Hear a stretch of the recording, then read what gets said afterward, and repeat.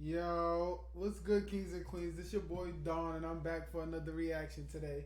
So today, y'all, I just want to say welcome back, man. Thank y'all for popping out, showing love to my channel. You heard. Thank you for watching these reactions with me. So today, I'm going to be reacting to the 10 most brutal torture methods. I don't know. I saw it and I was like, I don't know. This might be something crazy that is out of the box a little bit. If y'all notice, I'm trying to reach out my realm, so I'm trying to look at different things to see, what I freak with, pretty much. But we're gonna watch this video, man. Y'all stay tuned with me. Make sure to hit that notification bell so y'all know every time I post 2 videos today. I got y'all, man. Make sure y'all like, comment, subscribe. Stay tuned, you heard.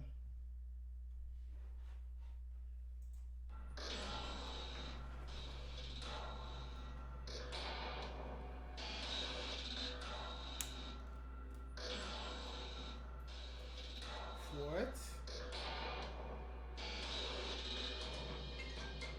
Necklacing is a horrific torture that Hold on, involves y'all. forcing a rubber tire Y'all watch this. I'll be right back. around a victim's chest and arms, and then setting it on fire. Hello? The victim may take up to 20 minutes to die, suffering severe burns in the process. In South Africa, Nigeria, and India, necklacing was a common sentence carried out by angry mobs to punish suspected thieves and rapists in the 1970s and 80s. Brazilian drug lords are also known to have necklaced their enemies, most notoriously the journalist Tim Lopez in 2002.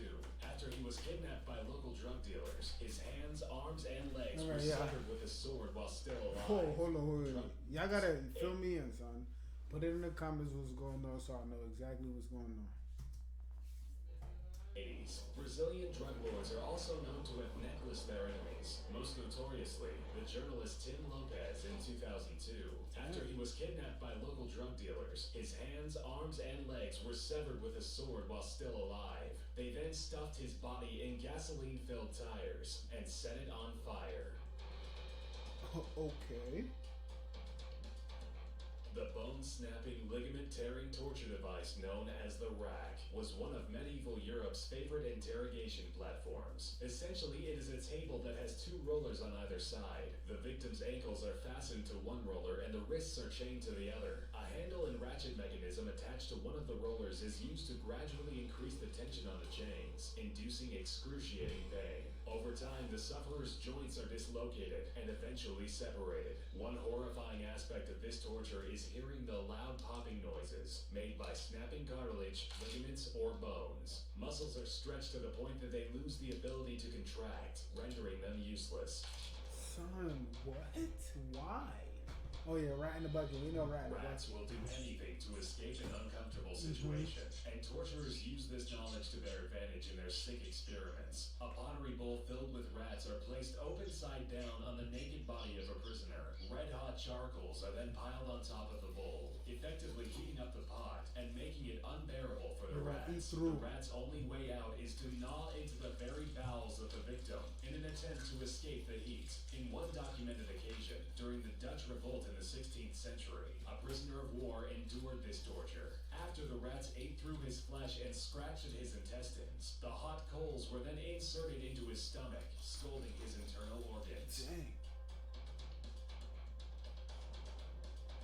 The head crusher is a device that clamps down on the victim's head, smashing it between a metal plate and a rounded iron cap. As the executioner gradually twists the handle, the victim's skull is slowly crushed. Bone fragments from the skull can puncture the brain, causing spontaneous muscle spasms and, of course, brain hemorrhaging. What? If the person inflicting the pain wants to torment the prisoner even further, he could strike the metal cap with an iron rod, sending echoing pain throughout the person's body. Crazy, in most son. cases, the victim is killed, but not before the jaw had been crushed and their eyes had popped from their sockets.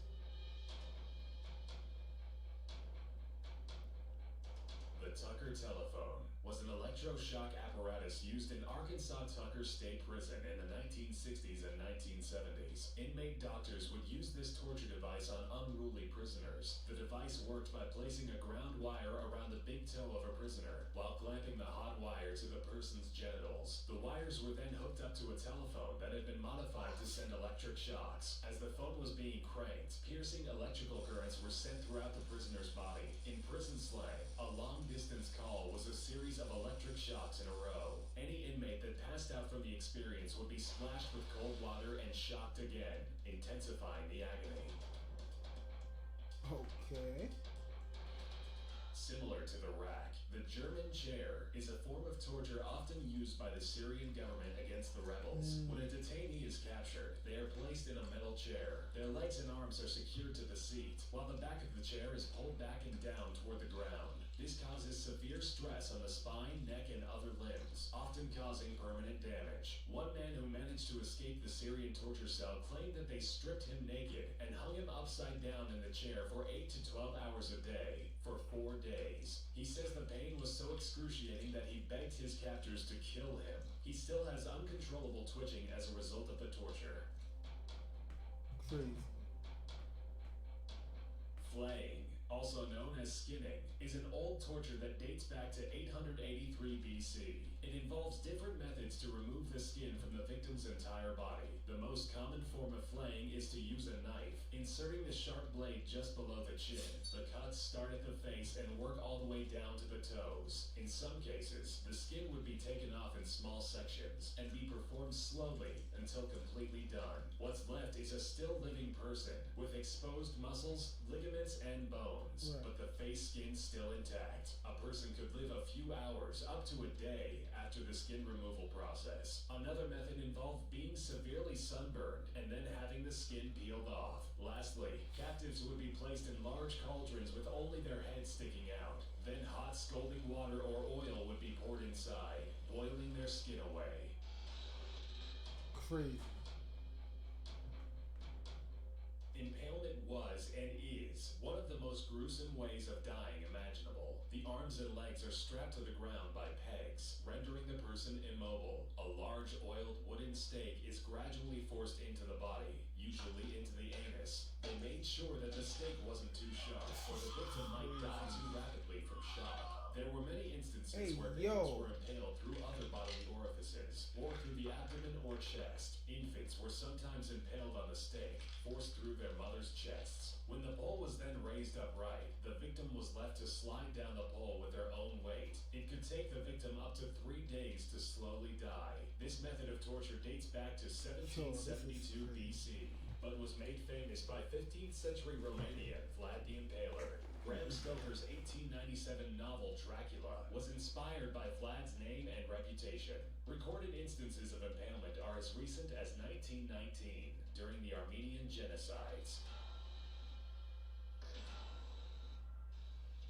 The brazen bowl was an ancient Greek torture device that also doubled as a demented musical instrument. Naked victims were placed inside of a large hollow brass bull statue. In most cases, the prisoner's tongue is cut out with sharp metal shears before being shoved into the empty bovine statue. The torturers would then light fires underneath the bowl and burn the person inside alive, raising the heat gradually. The screams of the bull's occupant couldn't be heard because the thick metal casting acted as a sound barrier. The only opening was through the bull's mouth that let out smoke from the person cooking inside. A series of brass tubes were located toward the front of the bowl that would resonate the sound of the muffled screams of the tongueless victim. Depending on the intensity of the heat applied under the statue, the prisoner could survive anywhere from 10 minutes to several hours.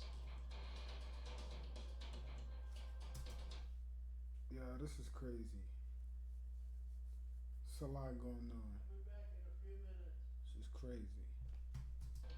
The Judas cradle was a pyramid-shaped seat that a prisoner would be forced to sit on. The victim would be raised over top of the structure with the aid of ropes and a harness. As the person is lowered down, the top of the pyramid would be lined up to enter the anus or the vagina and cause unimaginable pain and discomfort. The feet would be bound together so that if one leg moved, the other one would too, enacting more pain. The subject is tortured by intense pressure and stretching of the orifice, eventually succumbing to tears in muscle tissue. Torturers would prolong the interrogations by raising the victim off of the seat overnight, and then continuing the torture the next morning. If the victim didn't die from shock, exhaustion, or impalement, they could have died from infection, as the Judas cradle was rarely clean between tortures. What the? Thanks for watching, and we hope... Yo, I'm not gonna lie, hold on.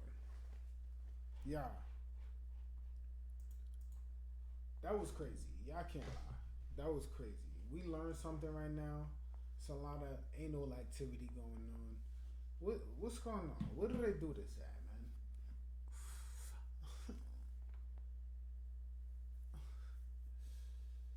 Oh, this is crazy, man.